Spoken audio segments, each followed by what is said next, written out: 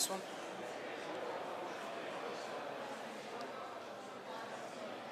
I can't hear you. Oh.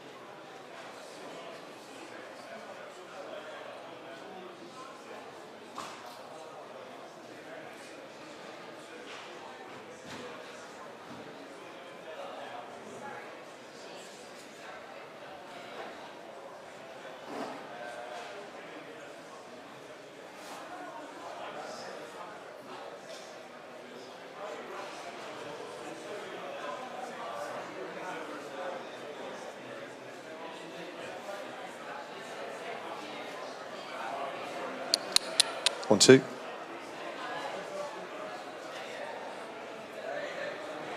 One, two.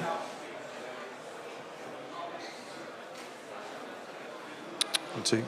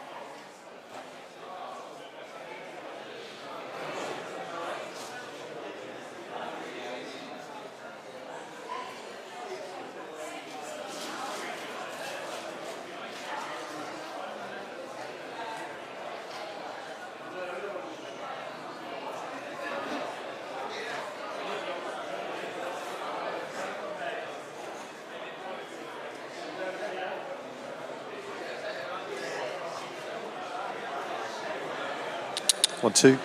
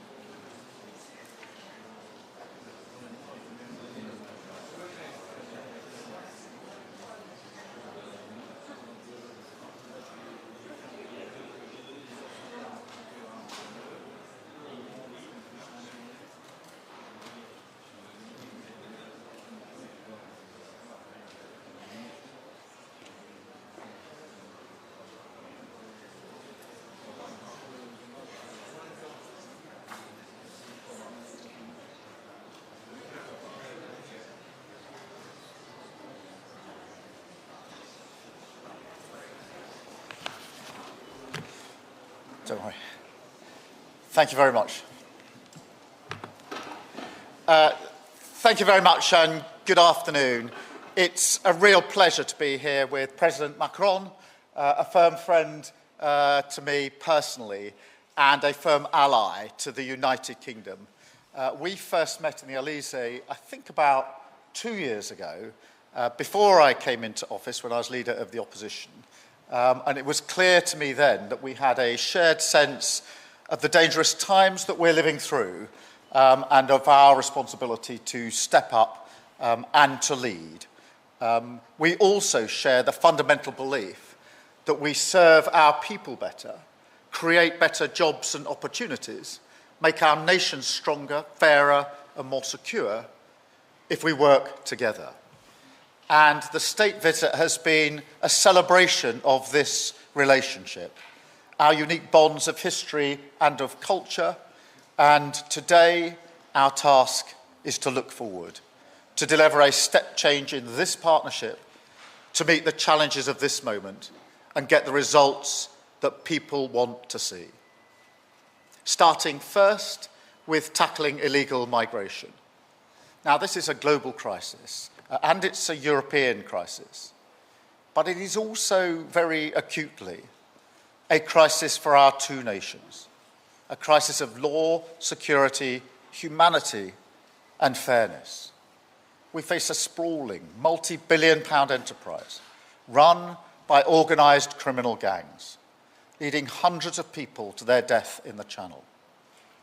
So we're determined, together, to end this vile trade.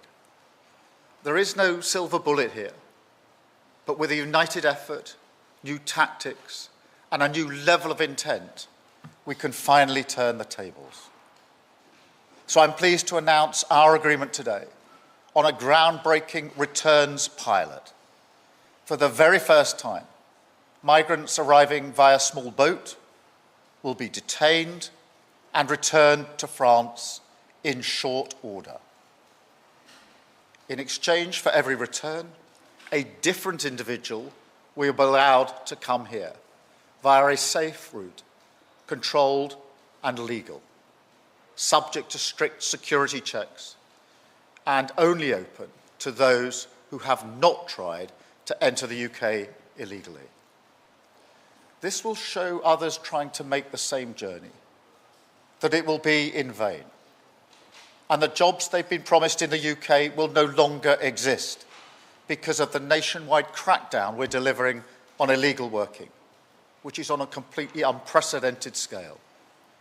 The President and I have agreed that this pilot will be implemented in coming weeks. Now, I know some people will still ask, why should we take anyone in? So let me address that directly. We accept genuine asylum seekers because it is right that we offer a haven to those in most dire need. But there's also something else here, something more practical, which is that we simply cannot solve a challenge like stopping the boats by acting alone and telling our allies that we won't play ball. That is why today's agreement is so important, because we will solve this, like so many of our problems, by working together. Just look at the steps the French government is planning, subject to their ongoing maritime review, to allow their officers to intervene in shallow waters and prevent more boats from launching. That is a big step, and I want to thank the President for driving it through. So this is our plan together, hard-headed, aggressive action on all fronts, to break the gang's business model, secure our borders, and show that by attempting to reach the UK by small boat will only end in failure, detention, and return. Second, we've also made real progress today on boosting jobs and growth, building on our new agreement with the EU. We're ambitious for what we can do together as G7 economies, close trading partners, and leaders in areas that will dominate in years to come. Together, our countries account for over half of European spending on research and technology. So we've gone further today, collaborating on satellite connectivity, bringing together our leading supercomputers to seize the opportunities created by AI and bringing down barriers to trade and investment in strategic sectors. Just this week, we've welcomed EDF's major investment in Sizewell C, which will create thousands of jobs, boost our energy security, and protect bill payers for years to come.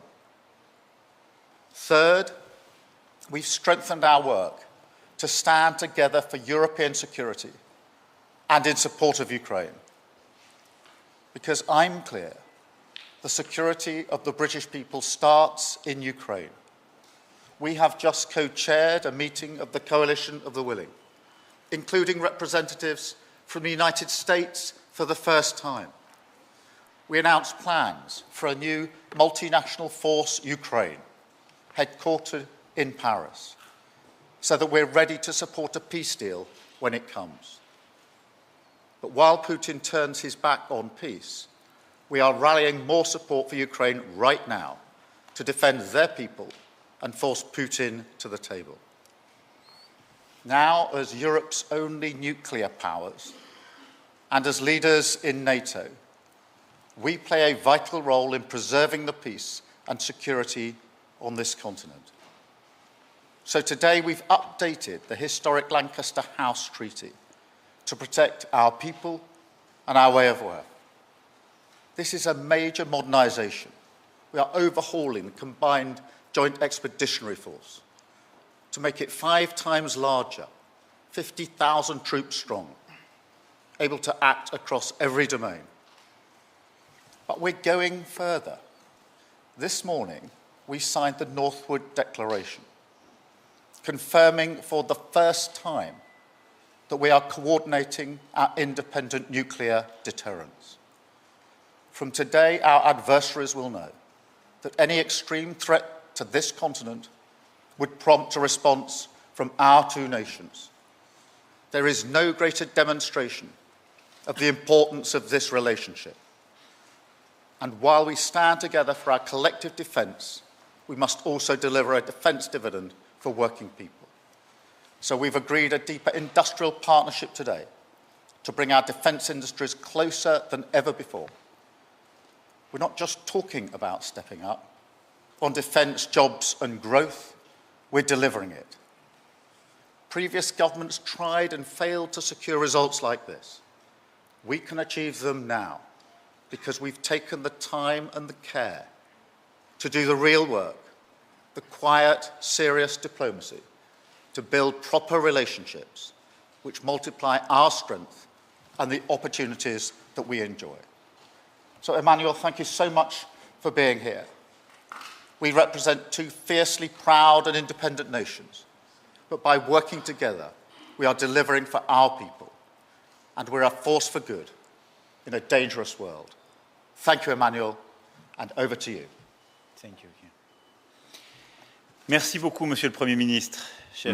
Prime Minister Keir, ladies and gentlemen, ministers, generals, admirals, ambassadors, ladies and gentlemen, I should like first of all here thank His Majesty the King Charles for his invitation to undertake this state visit, the first by a French president for 17 years, and for the outstanding welcome extended to my wife and my delegation. I'd also like to thank Prime Minister Starmer for the very fruitful discussions during the 37th Franco-British Summit today in Downing Street and a few moments ago in Northwood. Prime Minister Keir, as you just recalled in detail many of the breakthroughs in which we've reached agreement, indeed defining for the coming years and decades. I'd just like to run through each of them. I recalled in Westminster on Tuesday, this state visit recalls the strength of our alliance at the strategic level and the reset around shared interests and common projects for our future. In terms of defence and security, France and the UK have in-depth Europe's cooperation with the two nuclear power states in Europe, two permanent members of the UN Security Council in Europe, the two armies that have the greatest capability on combat experience, and those that cover the high end of the spectrum, anti-submarine operations and sensitive enemy submarine hunting, as we saw for the Joint Commander. Since the Lancaster House treaties in 2010, our cooperation focuses not just on equipment operations, but also on military nuclear programs. However, times have changed and our partnership must change accordingly. Today, the question is not just a matter of having expeditions against terrorists in failed states, but to confront a major conflict in Europe involving sophisticated states over the next few years. And with that in mind, Europe must know that it can count on a strategic bullet with France and the UK. That's why we've taken the required measures outlined in the Northwood Declaration that you just referred to. On the nuclear front, we've taken three major decisions. The first concerns our doctrine. In 1995 at Chequers, we affirmed that we could see no situation in which the vital interests of one might be affected without affecting those of the others. Today, in a radically different context that we're facing, in the spirit of the European dimension that I mentioned, we're going even further. We recognize that we conceive of no situation of extreme threat in Europe that would not prompt a rapid response on our part, whatever the nature of that response. Second decision is that we're not ruling out the coordination of our respective deterrence postures, a message that our partners must hear, as well as our adversaries. Thirdly, is the decision to deepen further our cooperation in the deterrent spheres, be it for policy, capability or operations. And we've decided for that to set up a joint structure, the Nuclear Monitoring Group, tasked with leading this cooperation. Now, these fundamental decisions that we've taken today in the agreement signed, our two countries remain independent and sovereign, but we're giving ourselves the means, when necessary, to work together in keeping with the markedly more threatening environment that we now face. Operationally, we've decided to radically upscale the CJTF that we set up in 2010 is the basis of our defining contribution, moving this force from a brigade to an army corps level, including up to 50,000 men that can be deployed in a major capability, which would be a 5 times increase of France and the UK, capable of including other European partners to be made available to the alliance. Our partnership converts credibility, robustness to the NATO European pillar in operational terms, and also Au plan capacitaire, nous avons décidé d'accélérer les coopérations existantes sur les futurs missiles de croisière et anti-navires, mais aussi de lancer les travaux pour réaliser ensemble les missiles air-air de future génération, les nouveaux missiles de défense surface-air, et également, en coopération avec l'Allemagne, les missiles de très longue portée pour la frappe dans la profondeur.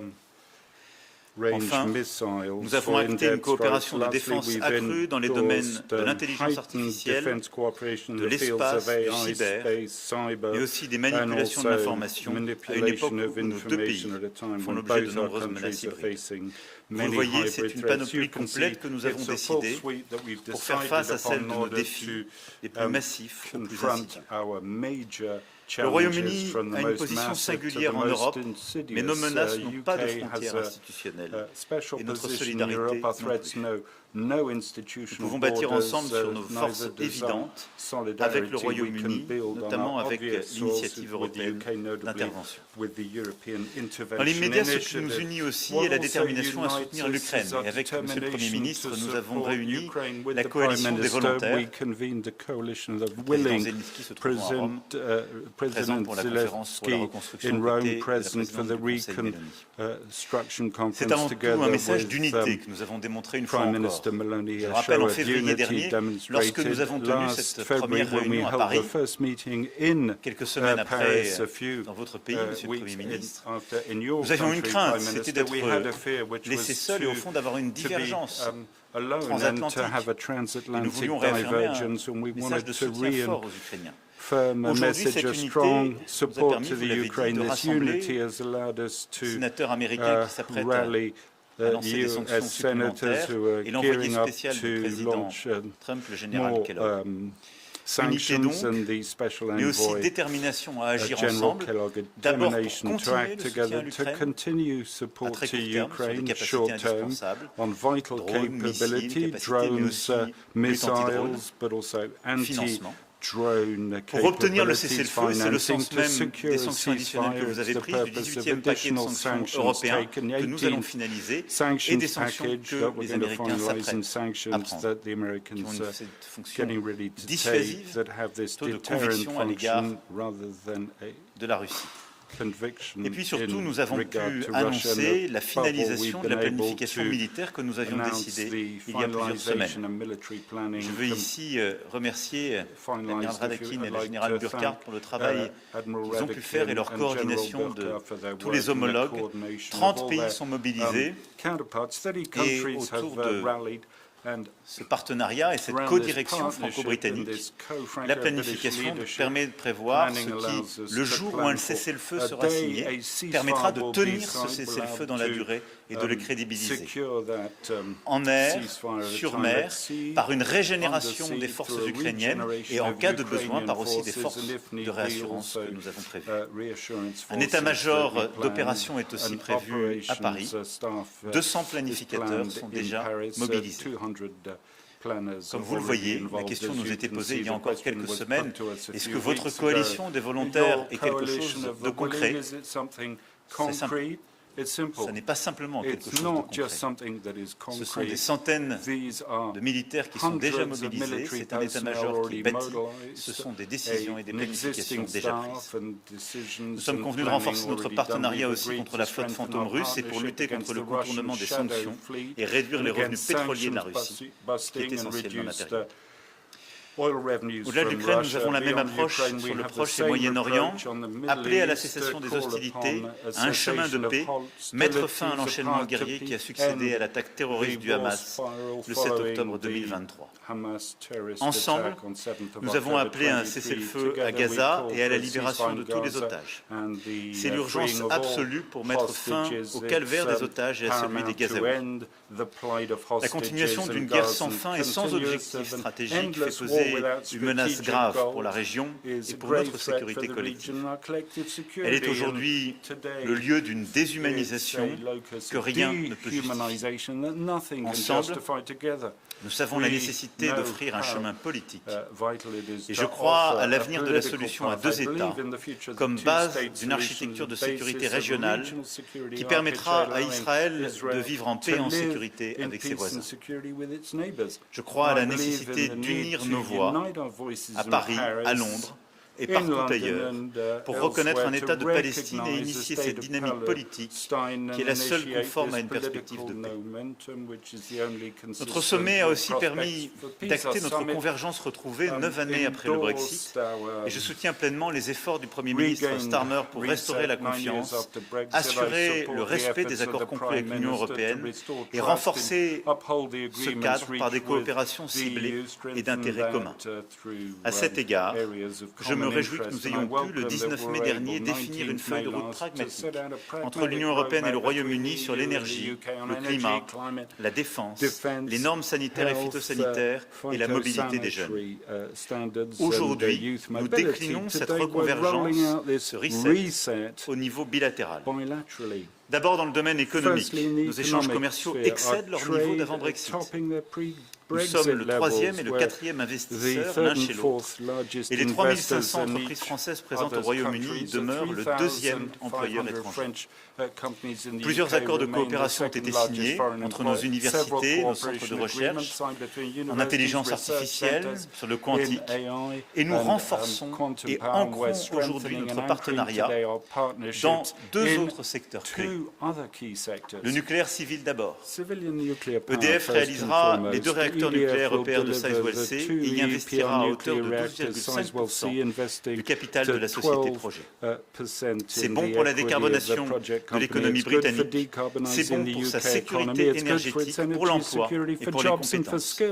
Et c'est bon pour EDF, qui développe ainsi la technologie EPR, comme pour le site de Sizewell, qui bénéficiera des efforts de série et des effets d'échelle qui sont issus des réacteurs d'Hinkley Point. Le deuxième domaine économique est celui du spatial. Le gouvernement britannique participera à l'augmentation de capital de Telsat, venant s'ajouter à l'augmentation que nous avons annoncée le 19 juin, ce qui porte le montant total à 1,5 milliard d'euros et permet à nos partenaires britanniques de conserver au même niveau leur part dans le capital de l'entreprise.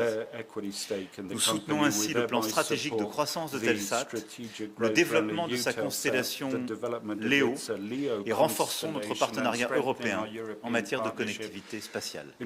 Dans ces 2 domaines, le nucléaire civil et le spatial, qui sont 2 domaines d'avenir, ce sommet permet des avancées massives. Et puis dans le domaine culturel, et c'est avec 300 000 Français installés au Royaume-Uni et les 150 000 Britanniques en France un enjeu important de notre relation. Nous avons eu le plaisir ensemble d'annoncer hier le prêt et l'exposition au British Museum de septembre 2026 à juillet 2027 de la tapisserie de Bayeux, qui est sans doute l'œuvre la plus symbolique de notre histoire partagée, et dans le sens inverse du trésor de Sutton Hoo et d'autres œuvres insignes du patrimoine britannique qui seront exposées à Caen et à Rouen. Tout sera mis en œuvre pour assurer la protection de ces trésors nationaux. J'espère même face aux tentatives de déstabilisation de l'Ariane Shah.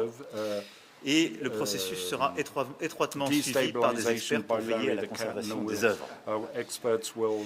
Nous avons enfin convenu de renforcer nos efforts ensemble pour lutter contre les trafiquants de migrants en Manche et maîtriser l'immigration clandestine.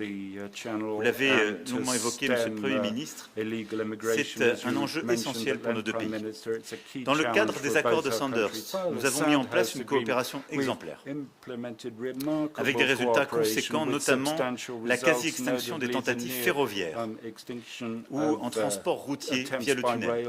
Et rappelons-nous, il y a quelques années, c'était l'objet de commentaires quotidiens. Nous avons réussi à justement réduire complètement ces voies. Nous avons réussi à prévenir beaucoup mieux qu'avant les départs de small boats, mais les moyens humains et techniques que nous engageons, en effet, n'ont jamais été aussi importants.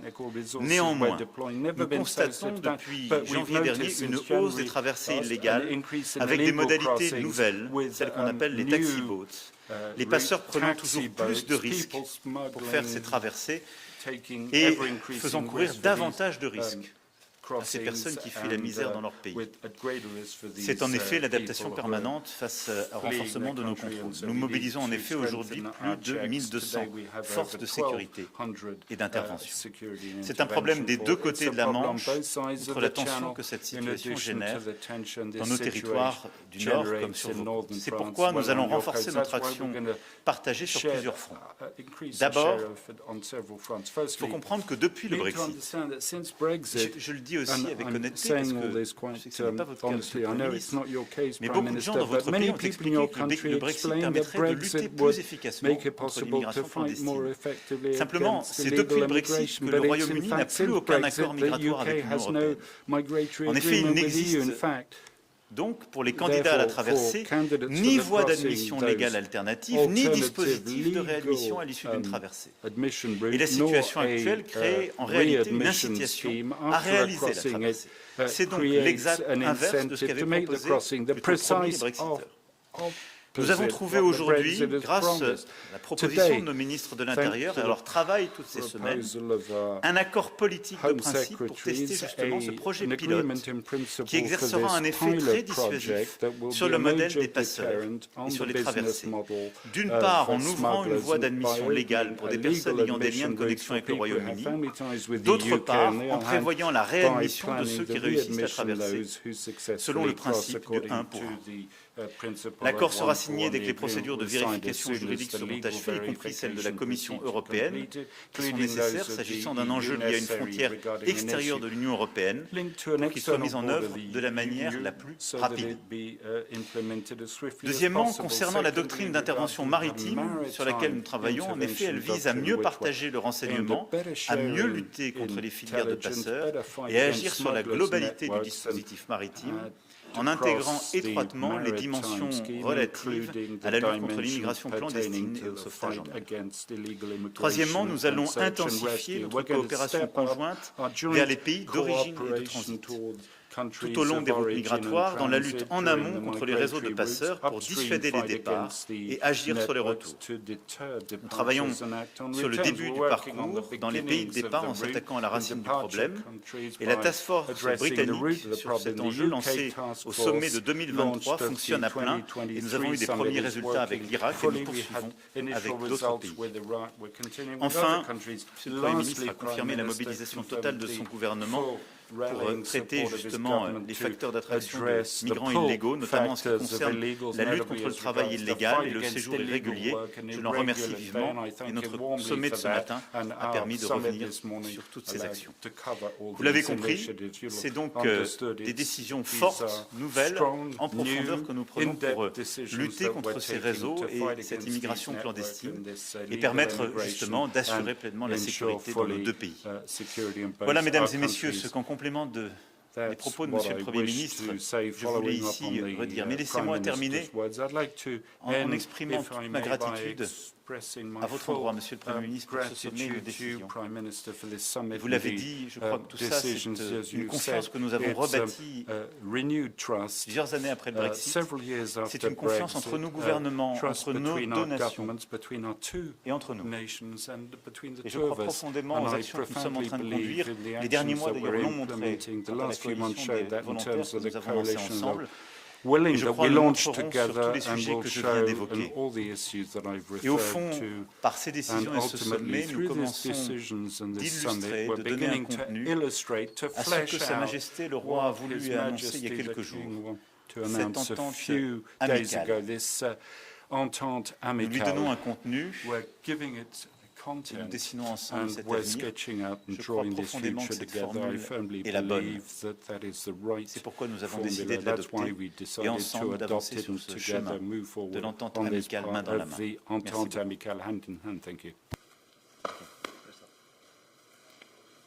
Thank you very much, Emmanuel.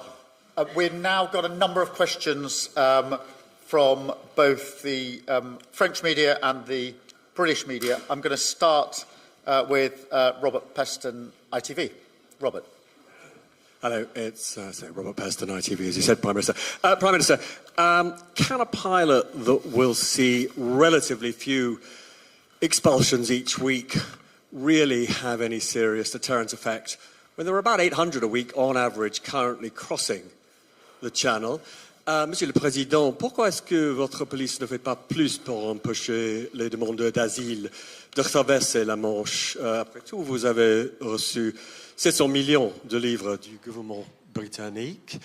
And then if I may, to both of you, I don't know if this is a lighter note or not. Especially one question, we're on well, third one, Robert. Be very brief. It's become a tradition. I think it's not completely unfair to say that you are sort of members of the slightly beleaguered class of centrist leaders, and I wondered if you'd shared any survival tips with each other.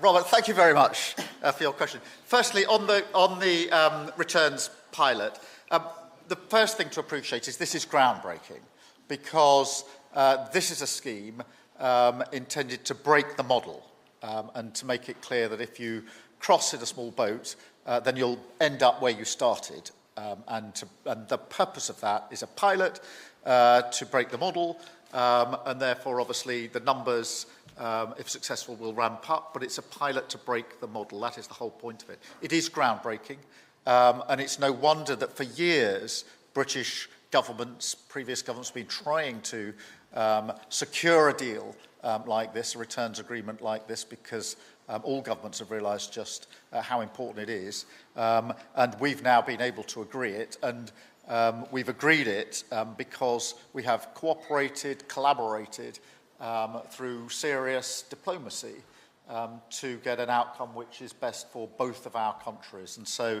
I'm very pleased that we've been able to agree this here today. Emmanuel. Merci beaucoup pour votre question.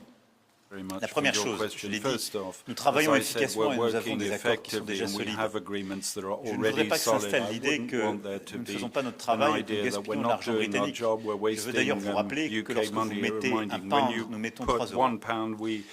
Et donc, nous mettons beaucoup d'argent pour défendre la frontière qui est une frontière extérieure de l'Union européenne. La deuxième chose, nous avons éteint des voies de passage.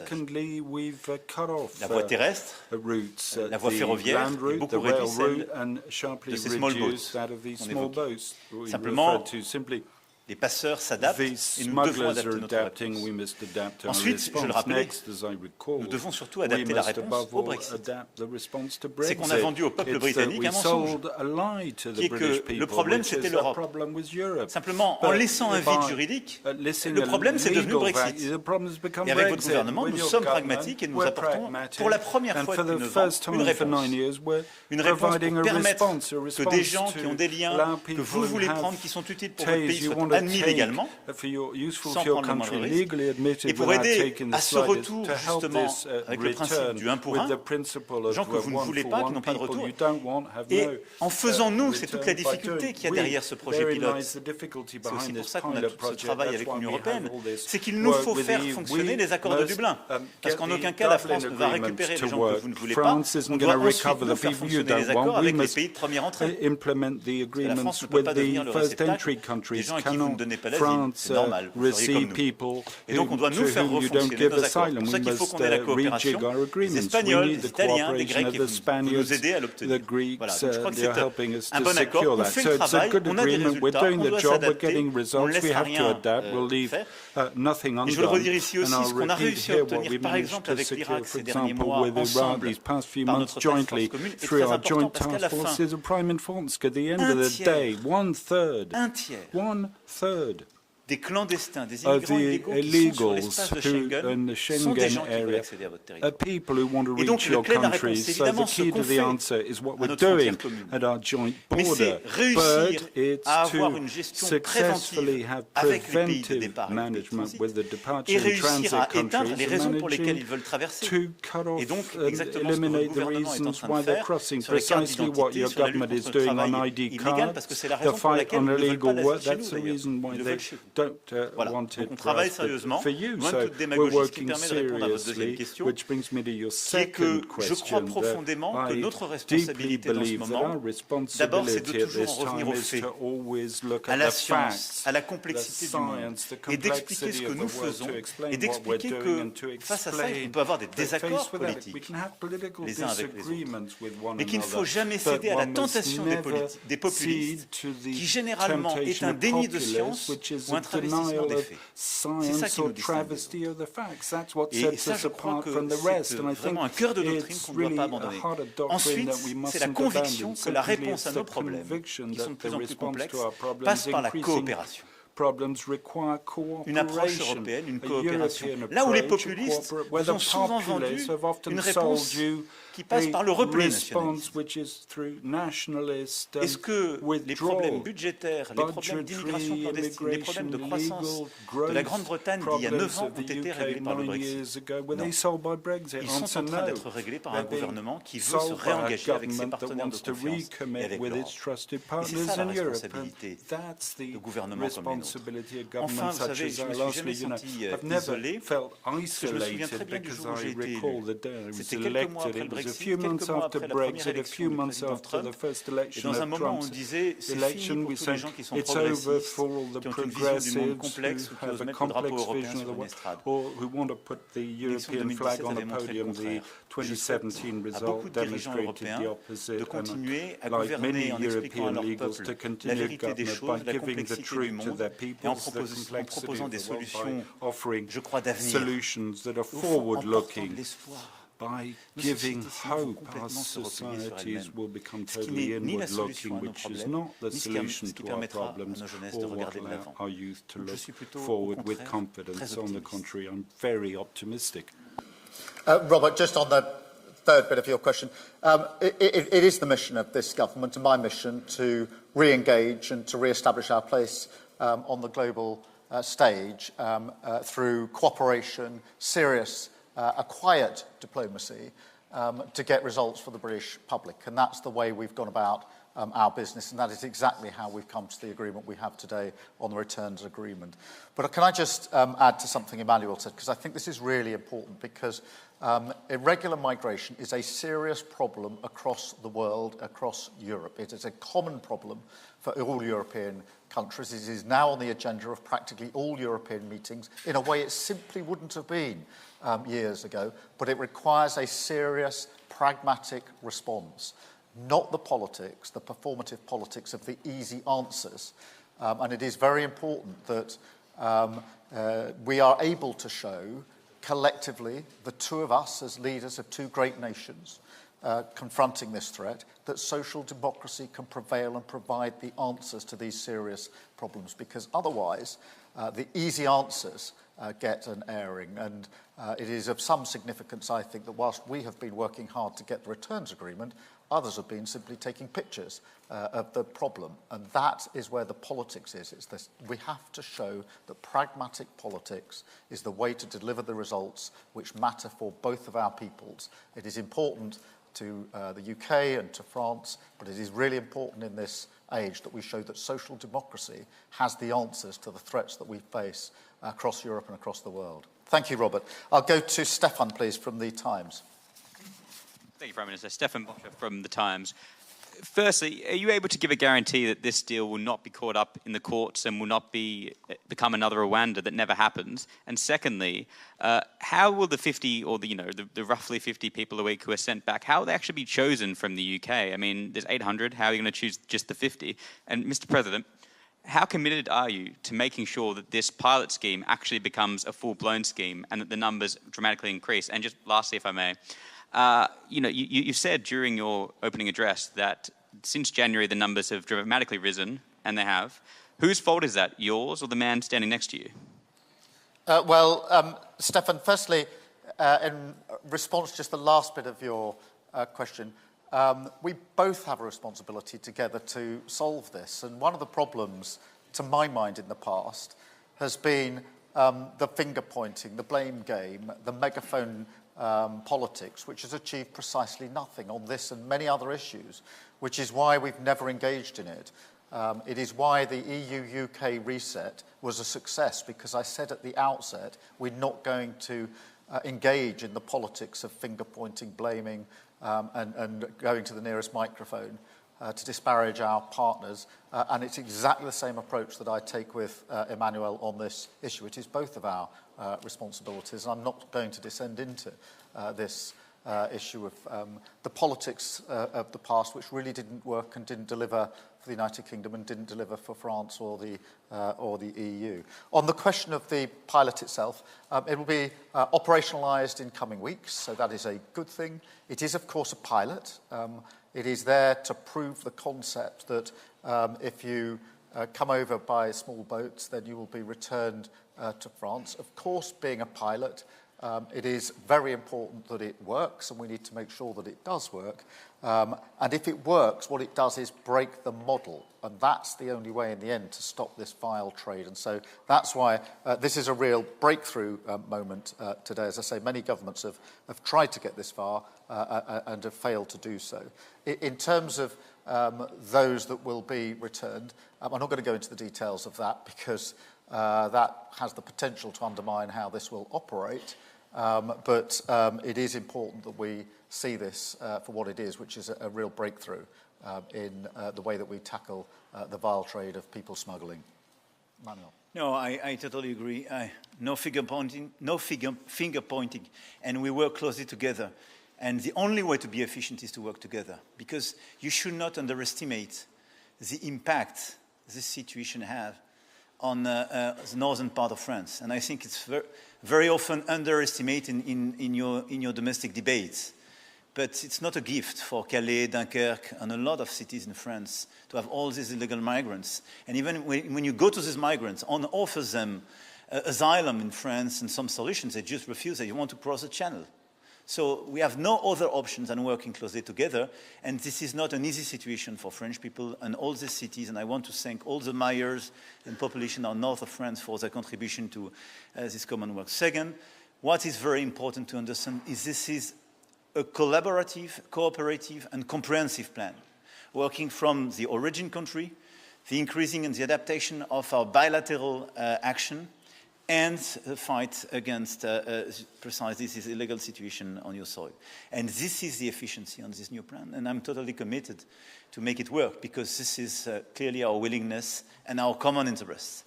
And this pilot project, I wanted to insist on one point. This is a deterrence effect.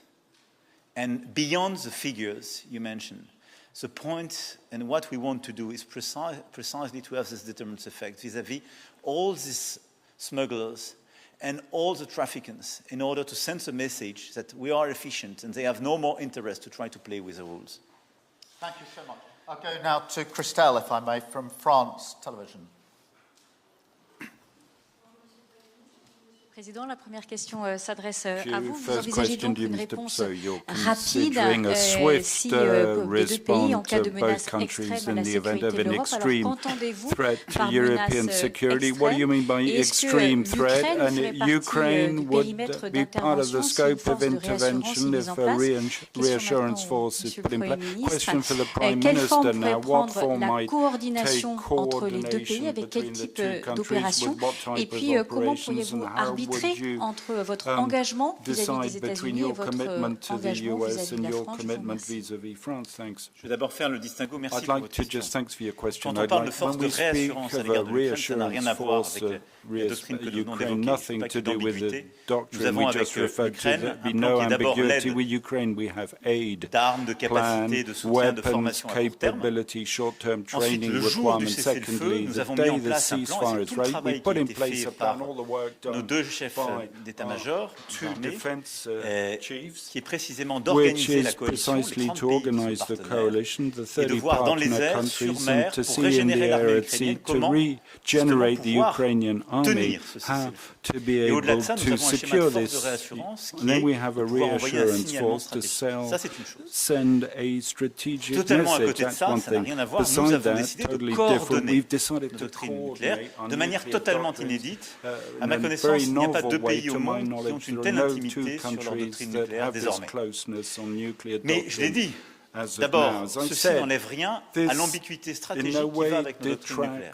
Pourquoi je ne répondrai jamais à votre question dans les termes avec lesquels vous m'avez posé? Parce que c'est ce qui va avec l'effet dissuasif et la crédibilité de notre doctrine nucléaire. Ensuite, parce que nous avons décidé d'une coordination, d'échanges stratégiques, de partenariats aussi opérationnels et capacitaires.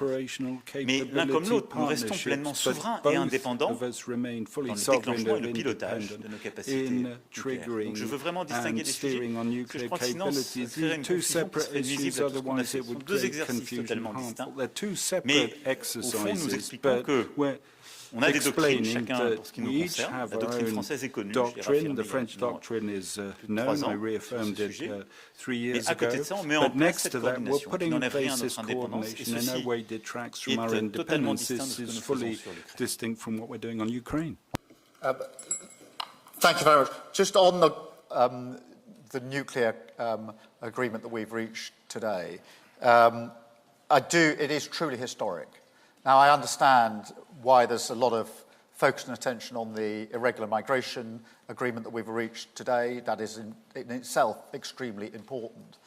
But I would say the nuclear agreement that we've reached is equally important and significant and historic because we are the 2 nuclear nations in Europe and we've agreed to take an incredible step forward this morning in relation to how we coordinate our capabilities in support of Europe and in support of NATO. And that is a historic moment for both of our countries, a historic moment for Europe and for the world.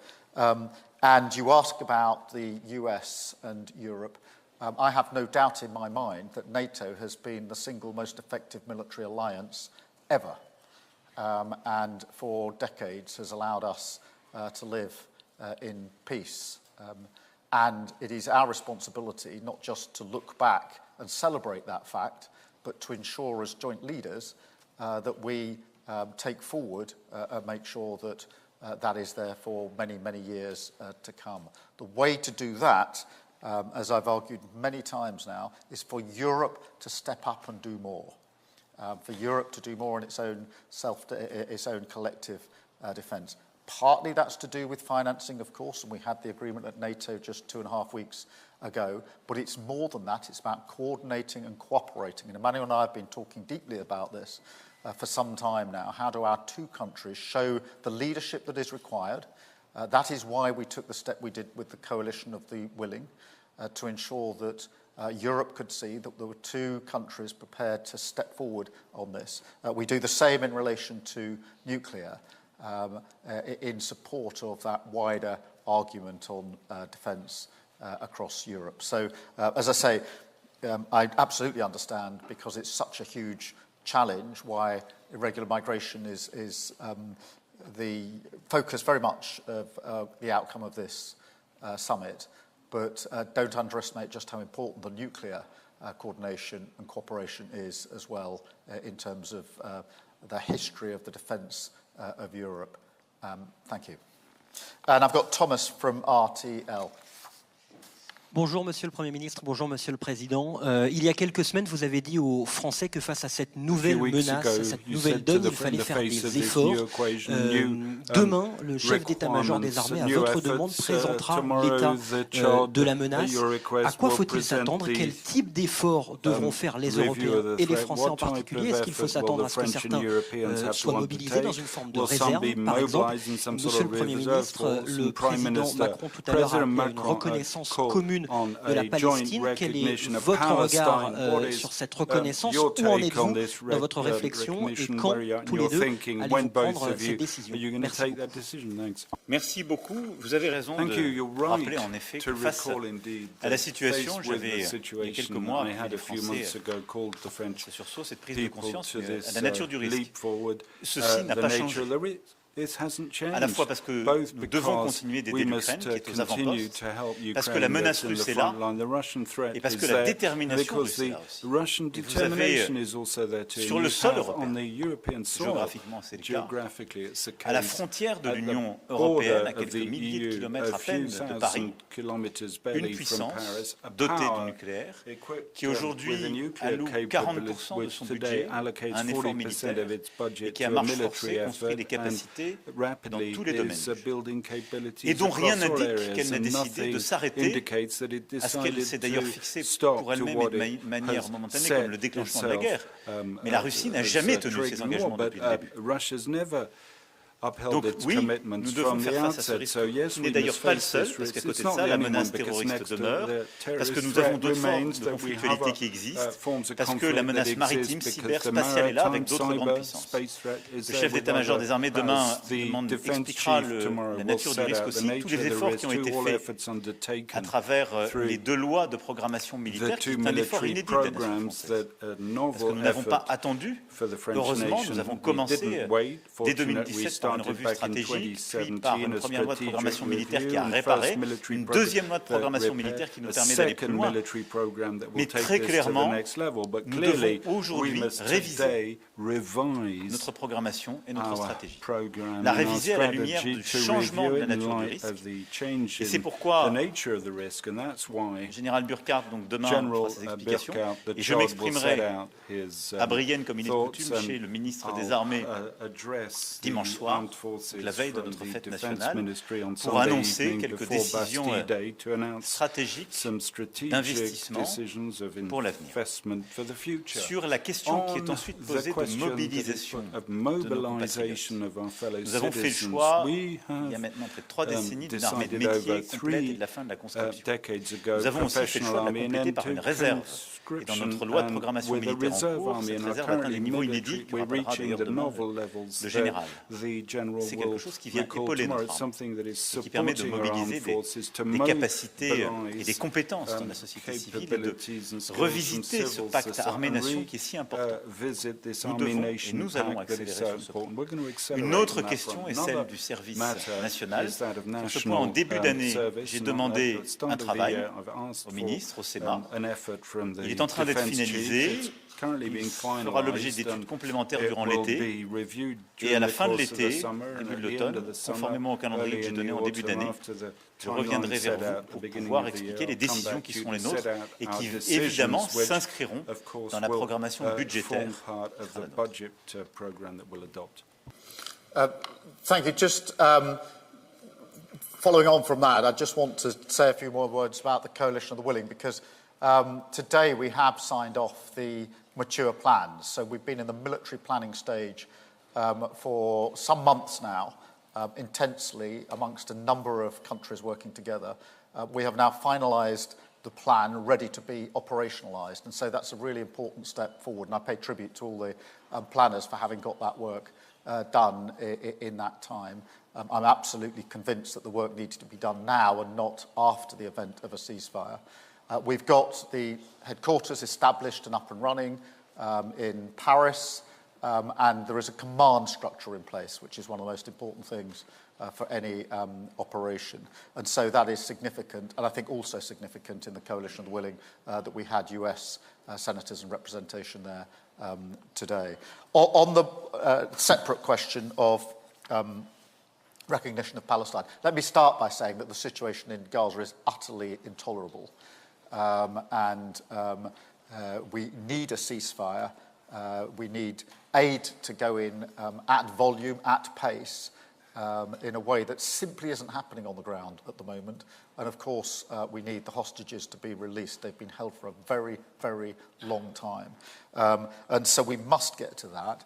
It has been the long-standing policy of the Labour Party and of this government to recognise Palestine as part of the process. And that remains our position, not least because I do not think it's possible to have a lasting peace in the Middle East if we don't have a two-state solution. But the focus now has to be unrelentingly on getting the ceasefire that will allow the space for the politics to take over from the fighting and allow the space for the aid to get in. And for the hostages to get out. And Emmanuel and I, as you can imagine, talk about this and many other issues to align our thinking and walk forward. Thank you very much indeed. Thank you very much indeed. Thank you. Merci beaucoup.